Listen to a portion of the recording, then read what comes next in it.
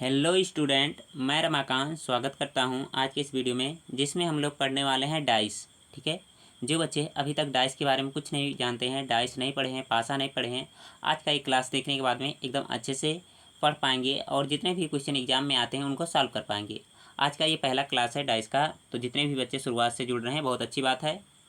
तो चलिए कि ना किसी देरी के क्लास को स्टार्ट करते हैं। सबसे पहले हम जानेंगे पासा क्या होता है, उसके बाद में इसके कुछ इंपॉर्टेंट फैक्ट जो हैं, पॉइंट है, उनको समझेंगे। उसके बाद में क्वेश्चन किस तरह से आते हैं इनके बारे में समझेंगे। तो चलिए शुरू करते हैं। सबसे पहले यहाँ पर देख रहे होंगे आप लोग पासा बनाया गया है। ये पासा आपने बहुत बार देखा होगा। ठीक है, आप लूडो में इसको यूज भी किए होंगे, खेले भी होंगे। ठीक है, इसी को क्या बोलते हैं, पासा बोलते हैं या डाइस बोलते हैं। ठीक है, ये किस रूप में होता है, ये 3D फेस में होगा। अगर जो नॉर्मल इसको बनाना चाहें तो यहाँ पर मैं बना करके दिखा दे रहा हूँ किस तरह से दिखता है। ये कुछ ऐसे नॉर्मल दिखता है। ठीक है, अगर जो आप लोग नॉर्मल देखे होंगे तो ऐसे कुछ होता है ना। अभी मैं बना रहा हूँ, अभी एकदम से अच्छे से आपको समझ में आएगा। जैसे ये वाला इधर से ऐसे,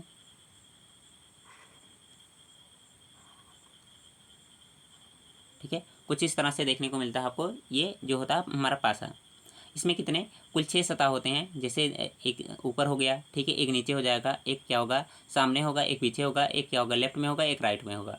ठीक है, तो चलिए कुछ इस इफेक्ट के बारे में पढ़ते हैं, उसके बाद में हम लोग क्वेश्चन करेंगे। तो जैसे यहाँ पर देख सकते हैं आप लोग, पास से संबंधित कुछ तथ्य दिए गए हैं, इनको आप लोग को समझना पड़ेगा। ठीक है, याद करने से कोई फायदा नहीं है, बस समझ लीजिए, सब कुछ काम चल जाएगा।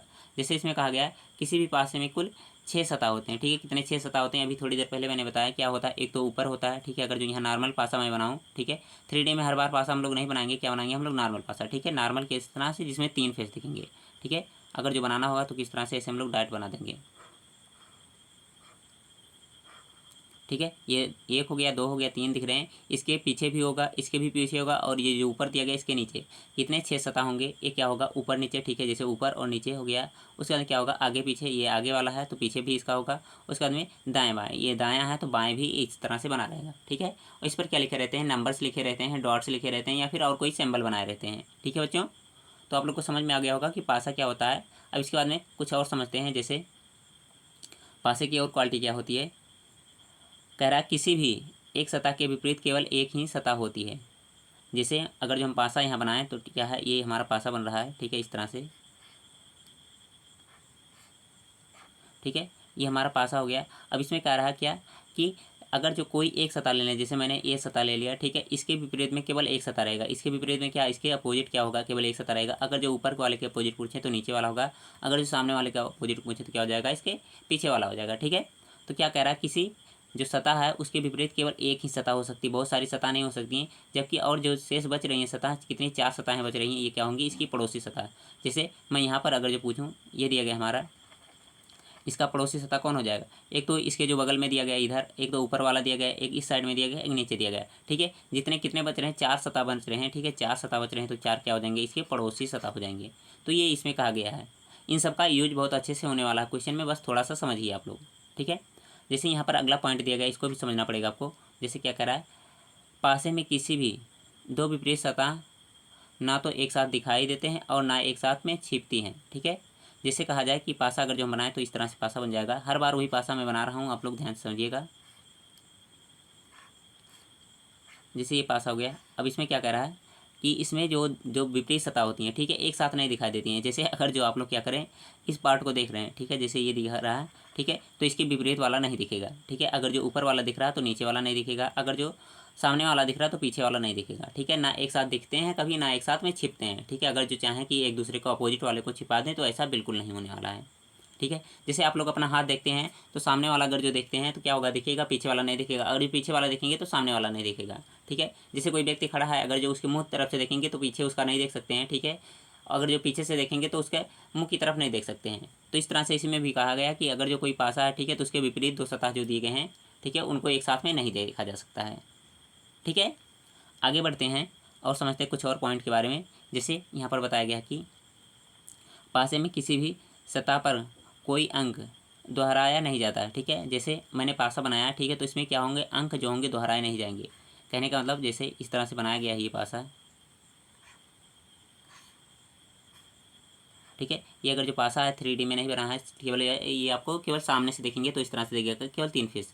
तो इसमें क्या होंगे, जैसे यहाँ पर कोई अंक होगा, ठीक है, एक अंक यहाँ होगा, दूसरा क्या होगा यहाँ पर होगा, और तीसरा क्या होगा यहाँ पर होगा, ठीक है, इस तरह से होंगे। तो क्या कह रहा है, आप अगर जो ध्यान से देखेंगे क्या होगा, ये जो दो दो दिए गए हैं, ठीक है, तीन तीन दो जगह नहीं हो सकता है, ना ही दो दो एक क्या होता है दो जगह, केवल एक होगा, ठीक है, एक होगा, दो होगा, तीन होगा, चार होगा, पाँच होगा, छः होगा, मतलब सेम सेम नहीं दिखने वाले एक पासा में, ठीक है, एक पासा में दो चीज़ें एक साथ नहीं दिख सकती हैं। आशा इतना सारी चीज़ें जो मैंने बताया है एकदम से समझ में आ गया होगा।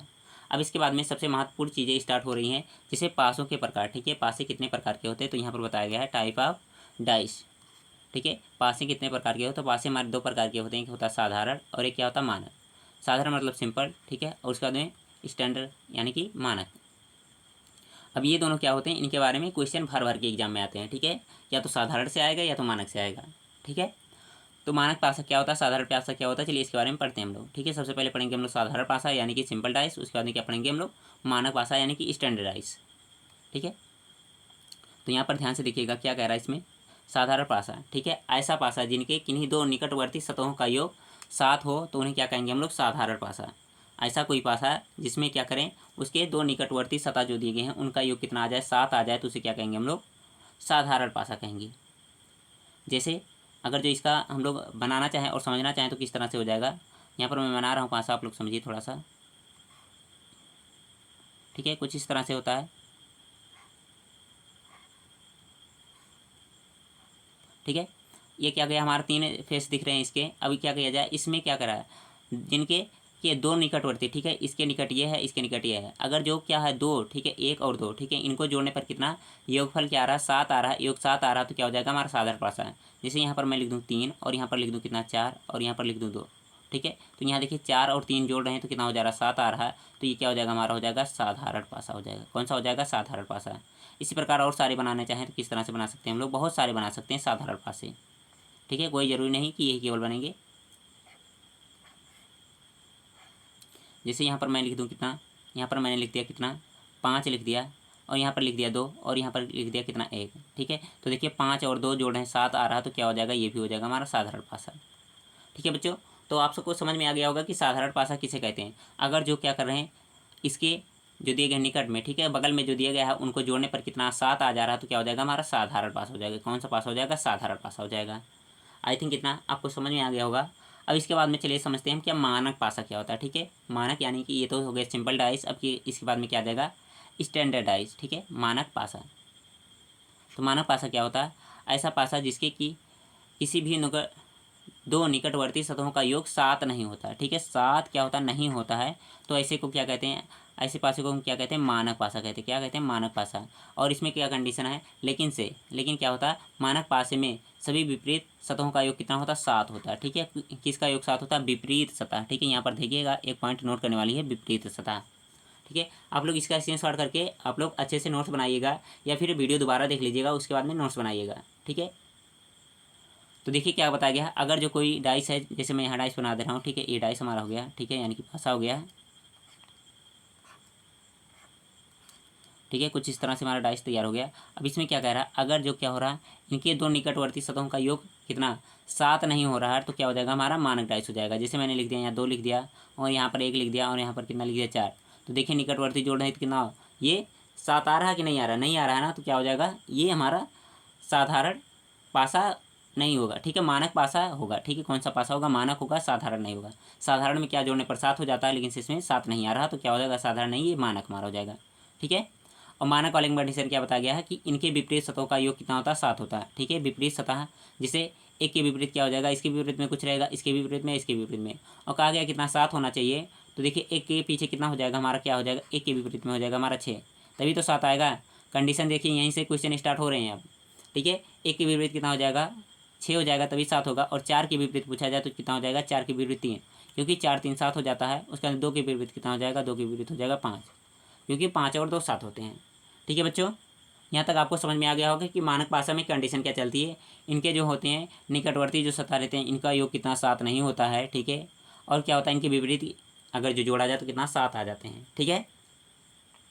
और बनाना चाहें तो और डाइस बना करके भी समझ सकते हैं। जैसे मैं यहाँ पर एक और डाइस बना दे रहा हूँ, आप लोग समझिए थोड़ा सा, ठीक है। इस तरह से मैंने डाइस बना दिया। अब यहाँ पर नंबर दिए होंगे, जैसे लिखा गया कितना, यहाँ पर लिख दिया मैंने 1 लिख दिया और यहाँ पर लिख दिया कितना 5, और यहाँ पर कितना लिख दिया हमने, लिख दिया 3। ठीक है, देखिए जोड़ने पर कहीं 7 आ रहा है। ठीक है, अगर जो सामने सामने जोड़ रहे हैं, बगल अगल जोड़ रहे हैं, 7 आ रहा है, नहीं आ रहा, 5 3 8 हो जा रहा है, उसके बाद 5 1 6 और 3 1 4 हो रहा है। ठीक है, तो ये क्या हो जाएगा हमारा साधारण पासा नहीं, कौन सा पास हो जाएगा, मानक पासा हो जाएगा। इसको मैं थोड़ा साइड में करके यहीं पर समझा दे रहा हूँ, इसके नीचे इसको लिख दे रहा हूँ यहाँ पर।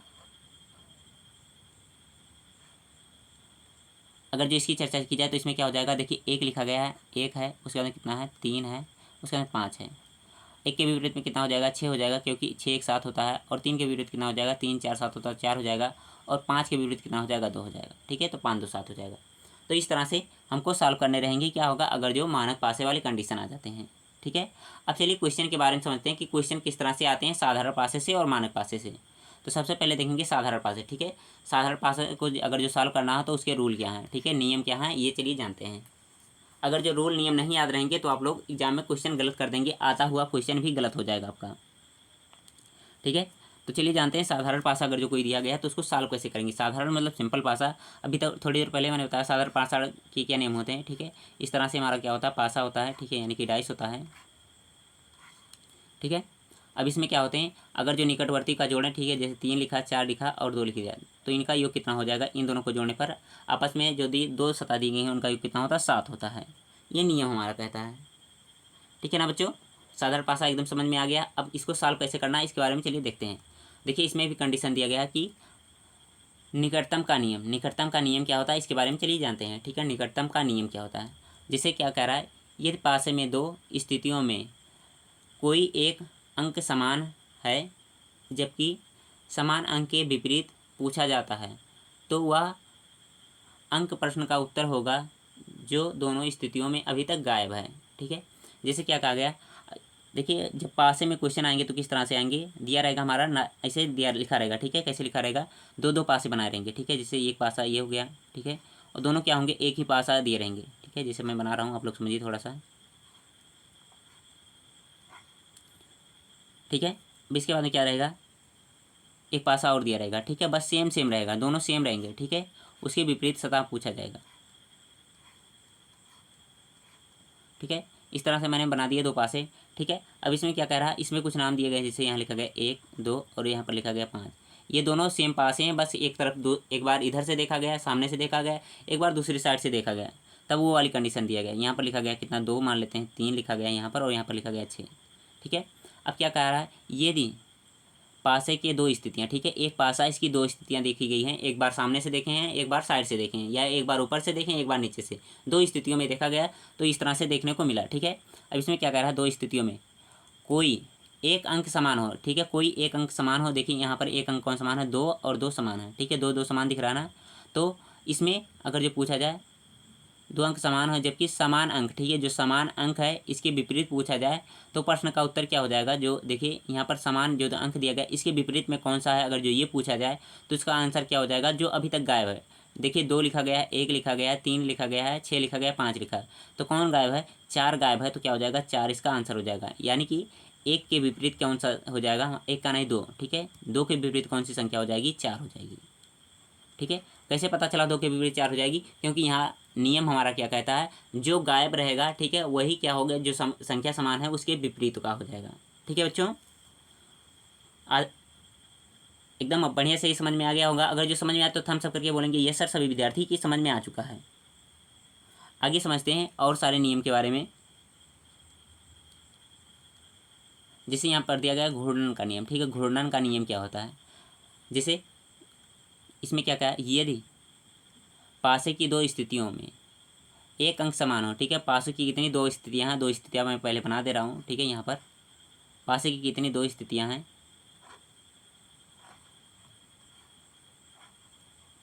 एक हो गया ये पासा, दूसरा ये बना दे रहा हूँ मैं।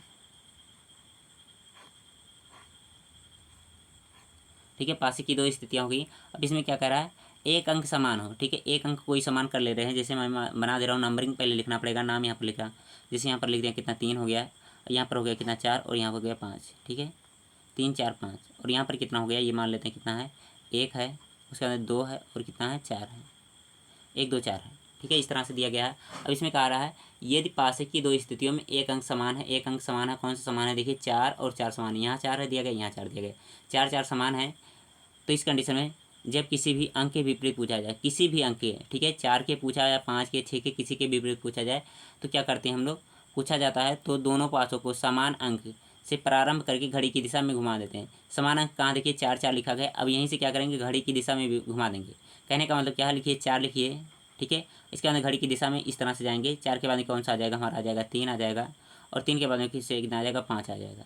और यहाँ से भी यही काम करिए, 4 दिया गया है तो 4 से क्या करिए, फिर से क्लॉकवाइज घुमाइए, 4 हो जाएगा, इसके अंदर कितना आ जाएगा, 2 आ जाएगा, और इसके अंदर कितना आ जाएगा, 1 आ जाएगा, ठीक है, इस तरह से हो जाएगा। तो ये जो संख्याएं दी गई हैं इसके विपरीत हो जाएगा। जैसे 5 के विपरीत पूछा जाए 1 हो जाएगा, 3 के विपरीत पूछा जाए तो 2 हो जाएगा, और 4 के विपरीत 4 नहीं होगा, क्योंकि देखिए अब हम लोग पहले ही जान चुके हैं कि विपरीत सतह एक साथ नहीं दिखाई देती हैं। तो 4 के विपरीत क्या हो जाएगा, जो छूट रहा संख्या है, छूट कौन सा रहा, 6 छूट रहा, तो 4 के विपरीत कितना हो जाएगा, 6 हो जाएगा, ठीक है। तो ये हमारा नियम चलता है। आई थिंक घूर्णन वाला भी कंडीशन आपको समझ में आ गया होगा, ठीक है। घूर्णन वाले में कंडीशन क्या होता है, जहाँ से स्टार्ट, ठीक है, जहाँ संख्या समान है वहीं से क्या करिए, क्लॉकवाइज लिखना स्टार्ट करिए, ठीक है। क्लॉकवाइज इधर घूमेंगे, फिर से इधर घूमेंगे क्लॉकवाइज, फिर से यहाँ से इधर घूमेंगे क्लॉकवाइज, ठीक है। इसके बाद में सेम सब संख्याएं लिख लेंगे। उसके बाद में हम क्या करेंगे, जो इसके सामने सामने आ रही हैं वो इसका विपरीत हो जाएगा। आशा ये भी समझ में आ गया होगा। अगर जो समझ में आया तो फिर से हम सब करेंगे। जितनी बार मैं कंसेप्ट समझाऊंगा आपको समझ में आएगा तो हम सब करते रहेंगे। बाकी ये सब बेसिक चीज़ें रही हैं, ये यहीं से क्वेश्चन बनते हैं, ठीक है। ये क्वेश्चन समझिए चल रहा है, बस हम MCQ फॉर्मेट में नहीं लिए हैं, नहीं तो ये क्या हमारा क्वेश्चन ही चल रहा है। दूसरा रूल समझ में आ गया होगा। अब इसके बाद में बढ़ते हैं हम तीसरे रूल की तरफ। तीसरा रूल और भी महत्वपूर्ण है। जैसे इसमें क्या कह रहा है, उभयनिष्ठ का नियम। उभयनिष्ठ का नियम क्या होता है, जब पासे की दो स्थितियों में दो अंक समान हो, जैसे दो पासे मैं बना रहा हूँ, पासा कितना है, एक है, उसकी दो स्थितियाँ हैं, ठीक है। एक स्थिति पहली ये हो गई, ठीक है, पहली स्थिति हो गई, दूसरी स्थिति यहाँ पर बना दे रहा हूँ, ठीक है। ये दो स्थितियाँ हो गई, ठीक है, पासे की दो स्थितियाँ हो गई। अब इसमें क्या कह रहा है,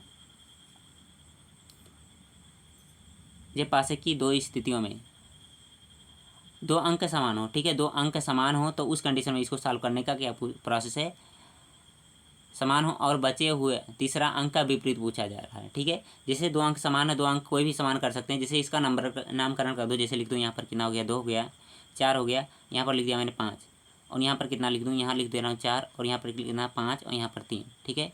यहाँ पर देखिए दो अंक समान है, 4 5 समान है, 4 5 समान है। अब इसके बाद में पूछ रहा है बची हुई जो बच रहा तीसरा, ठीक है, तीसरा जो बच रहा इसके विपरीत पूछा जा रहा है, ठीक है। तीसरा जो बच रहा कितना, ये बच रहा और ये बच रहा, इसके विपरीत पूछा जा रहा है। तो क्या हो जाएगा हमारा जो, ठीक है, ये क्या होंगे आपस में कैंसिल आउट, 4 5 से 4 5 कैंसिल आउट हो जाएंगे। तो क्या हो जाएगा, 2 के विपरीत कितना हो जाएगा, 2 के विपरीत हमारा हो जाएगा 3, ठीक है। तो यही आंसर हो जाएगा। आशा है आप लोग को साधारण पासा अगर जो दिया रहेगा तो उसमें विपरीत संख्याएं निकाल सकते हैं, ठीक है। विपरीत संख्या निकालने का मैंने पूरा तरीका बता दिया है। अगर जो आपको समझ में आया है तो अभी तक आपने वीडियो को लाइक नहीं किया है तो लाइक कर दीजिए, क्योंकि मैंने स्टार्टिंग से लास्ट तक वीडियो को लाइक करने के लिए नहीं कहा, क्योंकि आज का कॉन्सेप्ट बहुत ही महत्वपूर्ण था, ठीक है। अगर जो समझ में आया तो लाइक करिएगा, नहीं समझ में आया वीडियो दोबारा देखिएगा, उसके बाद में और समझने की कोशिश करिएगा।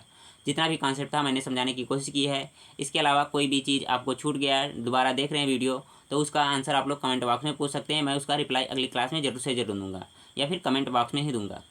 थैंक यू बच्चों, बाय बाय, टेक केयर।